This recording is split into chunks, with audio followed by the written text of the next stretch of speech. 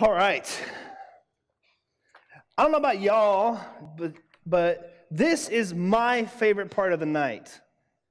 I don't know about y'all. Probably not. Most of you, probably not. If that is correct and it is your favorite part of the night, you might be considered a little bit weird. But you know what? That's okay, all right? It's okay to be a little weird. I think a lot of times, especially in these years, all right, 6th through 12th grade, a lot of times you're worried about what people think of me, what people may say about me, what people may look at me. And I want to encourage you guys, it's okay to be weird. It's okay to be a geek. It's okay to be a freak. It's okay to be different, all right? Because that's me, okay? All right? I just got to get that out there, all right? I don't know. That's just something that I had to get out there. All right, anyways, what did we talk about last week? Anybody remember? Anybody else remember?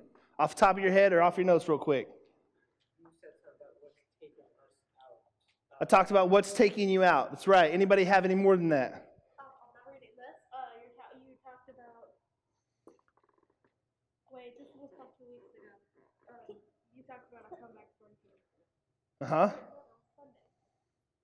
Anybody else? Got anything? We talked about what's taking you out, all right? So if something's taking you out, what's the response?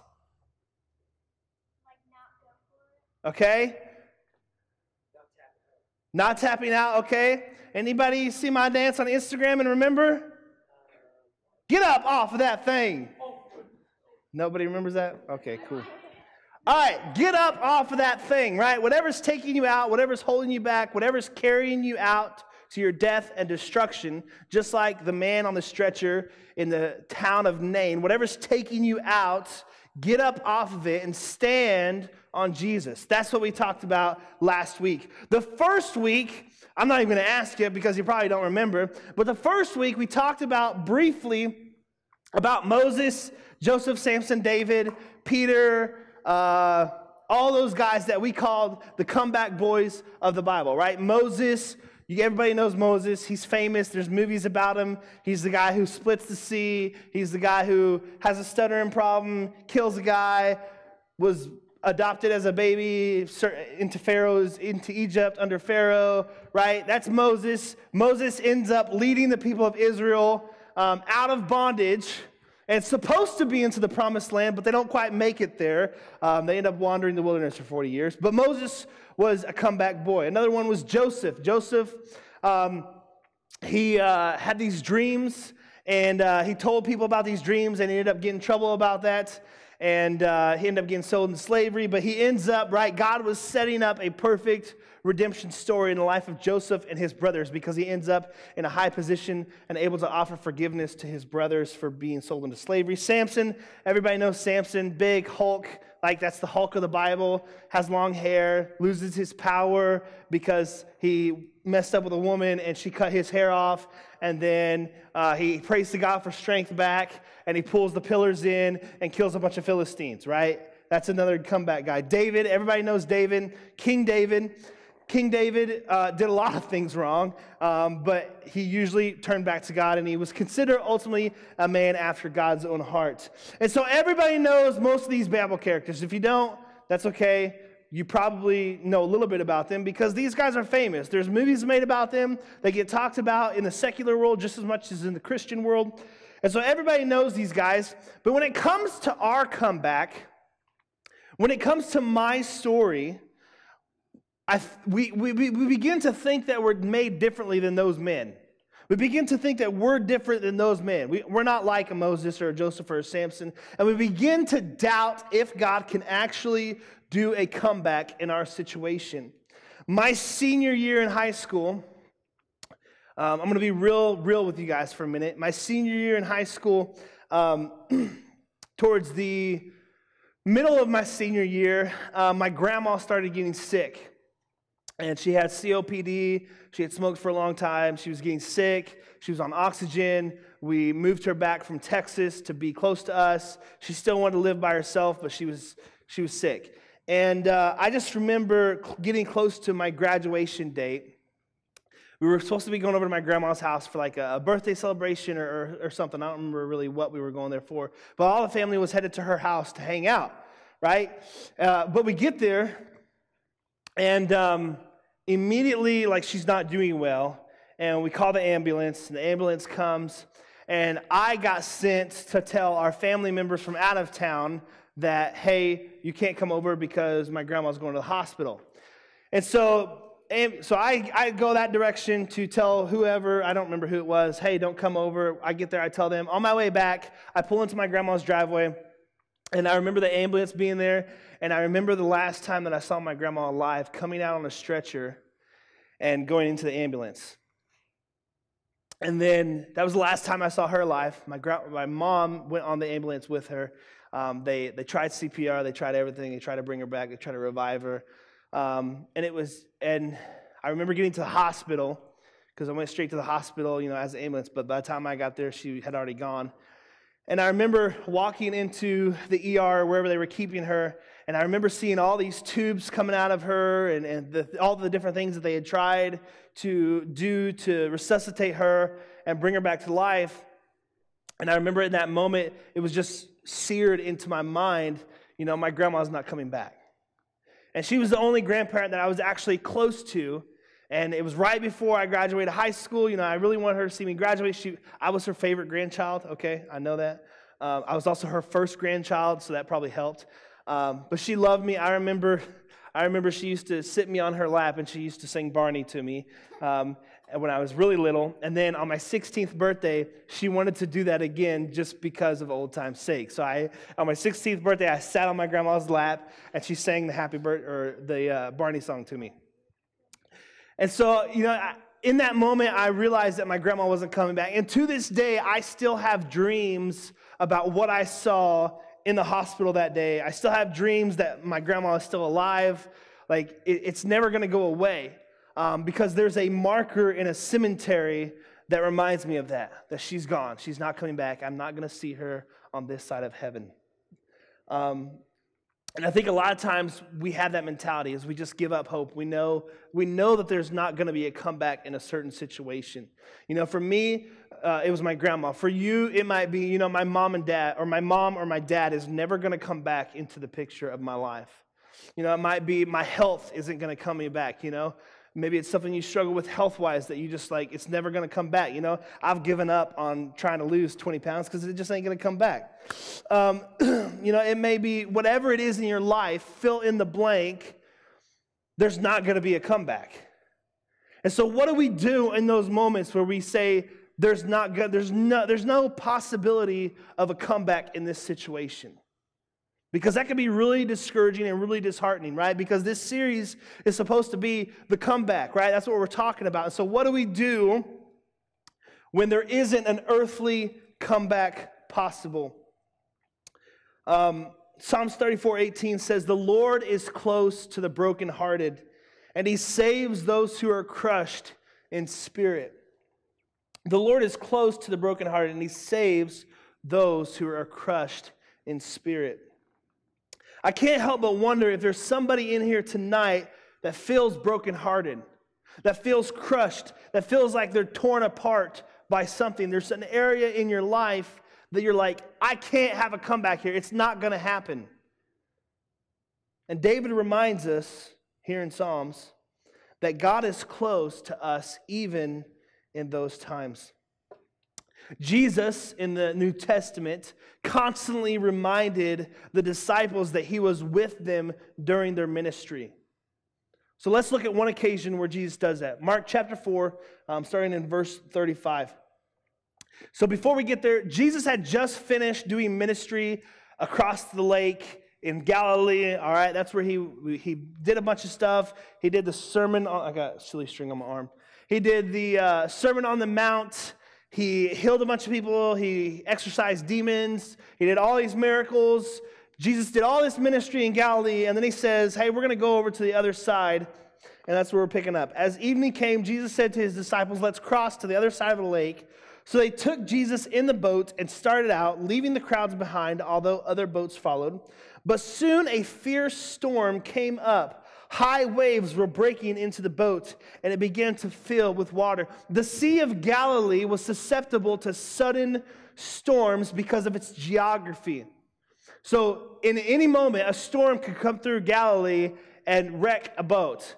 These guys were fishermen, so they understood that. So in this moment, this must have been like one of the worst storms possible, because these guys, we know, have already experienced storms on Lake Galilee. And so, the disciples are fearful for their lives. They're like, this is out of control. And so Jesus, was sleeping at the back of the boat, verse 38, with his head on a cushion. The disciples woke him up shouting, "Teacher, don't you care that we're going to drown? Don't you care that we're going to drown? Don't you care that there's this thing in my life that is not going to have a comeback, that is tearing me up inside, that is crushing me, that is breaking me? Don't you care?" The disciples, scared for their lives, they thought they were going to die, and this was a cry of distrust. One that is often matched by believers today in difficult circumstances, when they feel that the Lord has forsaken them. Imagine being in this situation. There's many of you that may feel like you're in a storm right now with no hope of making it through. But let's keep reading. Verse 39, when Jesus woke up, he rebuked the wind and said to the waves, "Silence, be still." Suddenly the wind stopped and there was a great calm. Then he asked them, "Why are you afraid? Do you still have no faith?" Jesus was frustrated with the disciples' faith because they did not yet realize that Jesus was God, and God controls the very thing he created, which is everything, right? Jesus was God. The disciples hadn't comprehended that yet, and so they were afraid. Is there an area in your life that you're not realizing that God is in control? Is there an area of your life that you're like, is God really in control of this, or is things just happening because of whatever reason? But God is always in control. God is fully in control, and he can have control even in natural circumstances of life, including the storms. Verse 41. The disciples were absolutely terrified. "Who is this man?" they asked each other. "Even the wind and waves obey him." The word used here for terrified or scared is more of a word that means in awe of reverence. They were taken back. They were like, whoa, like this guy can control the ocean and the wind and the waves. Who is this guy? Like they still hadn't comprehended that this was the Son of God. The disciples had seen Jesus perform all these healings, these exorcisms, these miracles, and then this new revelation of Jesus' authority had come into perspective for them. And so there's three things that we learn from this passage of the disciples in the storm. And the first thing that we learn is Jesus is enough in it. Jesus is enough in it. He's in the boat with you because he was fully man, because Jesus was fully man. He understands our emotions. He understands the struggle of life. He understands when we're scared, when we're unsure, when we're feeling down, when we're ready to give up. Jesus understands that because he was fully man. So Jesus is enough in it. Secondly, God is bigger than it. We sing a song with the boys that goes like this. Rachel is usually the better singer of this song than me, but I'm going to give it a shot. My God is so big, so strong, and so mighty. There's nothing that my God cannot do. My God is so big, so strong, and so mighty. There's nothing that my God cannot do for you. It's cheesy, but it's true. God is so big. There's nothing that he can't do. There's nothing that he's not in control of. God is bigger than it. Whatever it is that you think that there's not going to be a comeback, God is bigger than it. God is so much bigger than anything that we face. Literally anything. I think a lot of times we don't understand that because we think that God is this cosmic being up in the sky that is kind of just watching things play out. That's not how God is. God is in control. He's watching. He's engaged. He knows what's going on, and he's in control. And the third thing is praising God gets me through it. When we realize how big God is and that Jesus is enough in it through the storms, it makes us stand in awe and praise him for who he is. Praise him through singing first and then through living.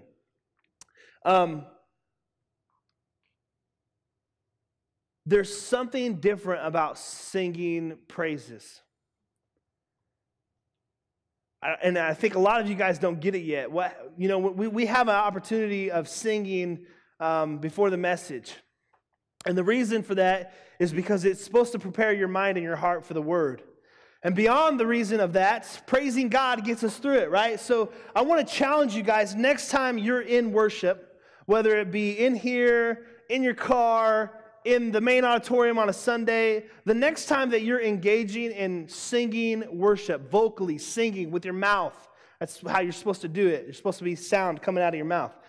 I want to encourage you, man, look at the words and shout the words and sing the words as loud as you can. And don't just sing them like, hey, this is a cool song. That's cool. Good songs are good. There's songs that give me some Elvis. I love singing it out loud to the top of my lungs. But there's something different about worship songs. Worship songs are an anthem to be shouted and to be believed. And when you take a song like Graves to Gardens or Waymaker, even when I can't see it, you're working. Even when I don't feel it, you're working. When you take those words and you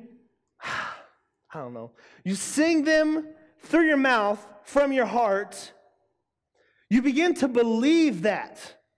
You begin to actually believe that that's true instead of just saying it. And I think a lot of times people your age don't get that. They think that worship is just a thing that we do at church because it's a thing that we do. But the truth is, there is power in worship. Number one, you're worshiping God. Number two is it changes your heart. It has an effect inside of you. When you take those lyrics and you really think them, sing them from your heart through your mouth, and you give it all you got.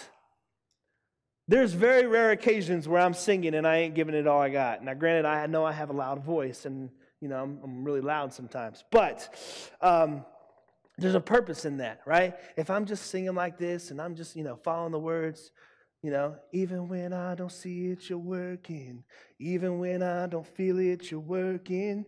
Does that sound powerful? Does that sound like something you really believe? No, right? This is how I sing it. Even when I don't see it, you're working. Even when I don't feel it, you're working. You never stop working. Right? That sounds believable. That sounds powerful. And when you sing it that way, you're going to feel it on the inside, and it's going to change your heart. And it's not only going to change your heart, but it's going to change you and who you are and your makeup. It's a beautiful moment. One of the other things that worship does, and I don't know why I'm going on a tangent about worship, but I just am. One of the things that worship does is it takes a heart of stone. So many times we have a heart of stone. And it may not be because you're bad, right? It may not be because you're evil like Pharaoh. You may have just had a long week.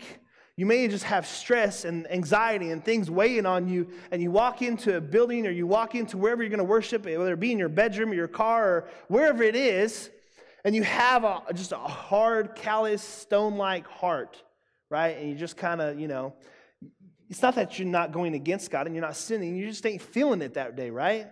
But what worship does is worship takes that hard, calloused, stone-like heart and it tenderizes it. It's like taking a freaking meat tenderizer to it, just pounding it. When you really engage in worship, that's what it does to your heart. And it just takes away the stress and the anxieties and the different things that are weighing you down, and the different things that are keeping you from growing in your relationship with Jesus Christ. And so engage in worship, all right? I don't know why I went on that, but that's good. So praising God gets me through it. When life is smooth and the days are sunny, we don't know how firm Jesus is under our feet. Last week we talked about standing on the truth of Jesus. And so when life is smooth and when the days are sunny, we don't understand how firm Jesus really is under our feet. But when the storms come and when the wind blows and when the torrent rages against us, it's in those moments that we discover that my heart was made for, in, and by Jesus. And so if everything else is gone, I still have but I still have Jesus, he is enough. Did I write that right on the screen? If everything else is gone, I still have Jesus, and he is enough. Yeah, that's kind of right. I think there's a word missing. If everything else is gone, but I still have Jesus, he is enough. He's enough. The greatest comeback of all may be what we find in Jesus when there is no earthly comeback. When we recognize that I'm not going to have an earthly comeback in this situation, the greatest comeback that you can find is in Jesus. And so we need to trust God and know that Jesus is enough. When Jesus died on the cross for us, he shouted out Tetelestai, which means it is finished. Everything that Israel had been waiting on and everything that would be to come for the lives of Christians to come after the cross, we all would look at that moment and realize that we have hope because Jesus paid the cost of sin on our behalf. We can look at the cross and we can know what it means, and we can have hope in the fact that Jesus has already done the best comeback story in our life. Man, that's good. Jesus has already done the best comeback story in our life. He's already paid the cost. He's already made a way. And so even when we don't have a comeback earthly, we've already had an eternal comeback. And so Jesus is enough.